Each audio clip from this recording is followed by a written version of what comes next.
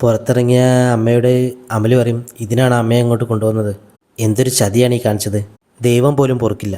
അബി അമലിനോട് പറയും, നീ ഇനി ശബ്ദിച്ചു പോരുത്. അബിയും അമ്മയും പോയി കഴിയുമ്പോൾ തമ്പിയും അപർണയും കൂടി അങ്ങോട്ട് വരികയാണ്. തമ്പി ചോദിക്കും, ഏത് ജയിലിലേക്കാണ് തമ്പി പോകേണ്ടതെന്ന് വല്ല തീരുമാനമായോ? അമല് പറയും, ജയിലഴി എണ്ണാനുള്ള വിധി അങ്കിളിനുണ്ടെങ്കിൽ അത് നടന്നിരിക്കും. അങ്കിൾ നിരാശപ്പെടണ്ട. തമ്പി പോകാൻ തുടങ്ങുമ്പോൾ സെക്യൂരിറ്റീൻ്റെ അടുത്ത് വന്നിട്ട് ചോദിക്കും, എല്ലാം നിൻ്റെ തലേന്നാണ് വന്നതെന്ന് എനിക്കറിയാം. നിൻ്റെ തല തുടച്ച് മിനുക്കി വെച്ചോ. ഇനി തല അധികകാലം അവിടെ ഉണ്ടാവില്ല. പക്ഷേ ആ ഭീഷണിയിലൊന്നും സെക്യൂരിറ്റീൻ വീഴില്ല. പോകുന്ന കൂട്ടത്തിൽ അപർണ നിരഞ്ജനെ ഒന്ന് പരിഹസിക്കും. അബിയും അമ്മയും പോയിക്കൊണ്ടിരിക്കുമ്പോൾ അബിക്ക് ആകെക്കൂടെ സങ്കടമാണ്.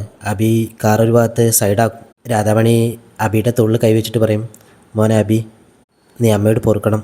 ഏതൊരമ്മയും കാണിക്കുന്ന ഒരു സ്വാർത്ഥതയാണ് ഞാനും എൻ്റെ മകളോട് കാണിച്ചത്. അബി പറയും, ഞാനതിനെക്കുറിച്ച് ഒരക്ഷരം ചോദിച്ചില്ലല്ലോ. അമ്മയുടെ തീരുമാനം എന്താണ് അതാണ് ഞാനും അംഗീകരിക്കുന്നത്. എല്ലാവരും ഈ കേസിന് വേണ്ടി ഒരുപാട് കാര്യങ്ങളൊക്കെ ചെയ്തിട്ടുണ്ട്. അതൊന്നും ഞാൻ നിസ്സാരമായിട്ട് കണ്ടിട്ടല്ല. എന്തുകൊണ്ടാണ് ഞാൻ കള്ളസാക്ഷി പറഞ്ഞതെന്ന് ഞാൻ പറയാം. പക്ഷേ ഒരിക്കലും അത് ജാനകി അറിയരുത്. അവളറിഞ്ഞാൽ ഇനി അവൾ കേസിന് പോകും. എന്നിട്ട് രാധാമണി അതിൻ്റെ കാരണം പറയാണ്. വീട്ടിൽ ആരും ഇല്ലാത്തൊരു ദിവസം തമ്പി അവിടെ വന്നിരിക്കുകയാണ്. എന്നിട്ട് ഈ കേസിൻ്റെ പിന്നാലെ ജാനകി പോകുന്ന കാര്യങ്ങളൊക്കെ പറയും. മുൻപ് ജാനകിയെ വണ്ടിയിടിച്ച് കൊല്ലാൻ ശ്രമിച്ചത് തമ്പിയാണെന്ന് പറയും. മോളെ ഈ കേസിൽ നിന്ന് പിന്തിരിപ്പിച്ചില്ലെങ്കിൽ മകളെ കൊല്ലുമെന്ന് തമ്പി പറയും. കേസ് റീ ഓപ്പൺ ചെയ്താൽ ഒരു പോലീസ് അന്വേഷണം ഉണ്ടാവും. ആ സമയത്ത് എല്ലാത്തിനെയും ഞാൻ കൊല്ലുമെന്ന് പറയും. നിന്നെ മാത്രം ബാക്കി വെക്കും. കരയാൻ നീ ഉണ്ടാവണം. ഇത് തോൽക്കാനോ ജയിക്കാനോ വേണ്ടിയല്ല, അഭിമാനം കാത്തു സൂക്ഷിക്കാൻ വേണ്ടി മാത്രമാണ്.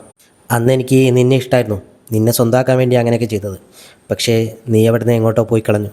ഇനി നീ കാത്തു സൂക്ഷിക്കേണ്ടത് നിനക്ക് ഈ ലോകത്ത് സ്വന്തമായിട്ടുള്ള നിൻ്റെ മകളെ മാത്രമാണ്. മകളെ ഓർത്ത് തല തല്ലി കരയേണ്ടി വന്നാൽ നീ എന്നെ പഴിക്കരുത്. അങ്ങനെ സംഭവിച്ചാൽ എന്നെക്കൊണ്ട് അത് ചെയ്യിച്ചത് നീയാണ്. അതും പറഞ്ഞ് തമ്പി അവിടുന്ന് പോവുകയാണ്. ഇതൊക്കെ കേട്ടിട്ട് ഒന്നും മിണ്ടാനാവാതെ നിൽക്കുകയാണ് അബി. ഉണ്ണിത്താനെ ഒരു ജൂനിയറിനെ വിളിച്ചിട്ട് ഈ കേസിൻ്റെ വിധി എന്തായും ചോദിക്കും. അപ്പോൾ അയാൾ പറയും, കേസ് തള്ളിപ്പോയെന്ന് പറയും. ഉണ്ണിത്താൻ പറയും, രഹസ്യമൊഴി കൊടുക്കാൻ ഞാൻ ഏർപ്പാടാക്കിയിരുന്നല്ലോ, അത് നടന്നില്ലെന്ന് ചോദിക്കും. അയാൾ പറയും, അതൊക്കെ നടന്നു, പക്ഷേ അവർ വന്നിട്ട് അന്ന് അങ്ങനെയൊന്നും സംഭവിച്ചിട്ടില്ല എന്ന് പറഞ്ഞു എന്ന് പറയും. വീട്ടിലെത്തിയ അപർണയും തമ്പിയും കൂടി കേസ് തള്ളിപ്പോയതിനെ പറ്റി സംസാരിക്കുകയാണ്. അമ്മ വന്നിട്ട് ചോദിക്കും, ആ സ്ത്രീ എന്താ ജഡ്ജിൻ്റെ മുന്നിലൊന്നും പറയാതിരുന്നത്? അപർണ പറയും, ജഡ്ജിൻ്റെ മുന്നിൽ കള്ളം പറയാൻ അവർക്ക് സാധിച്ചില്ല. അപർണ പറയും, ഈ കേസ് ജയിച്ച് എനിക്കൊന്ന് ആഘോഷിക്കണം, ഇവിടെയല്ല ജാനകിയുടെ മുന്നിൽ. ഇത് കേട്ടിട്ട് അമ്മ പറയും, നോക്ക്, നീ ആവശ്യമില്ലാത്ത പ്രശ്നങ്ങൾക്കൊന്നും പോകണ്ട.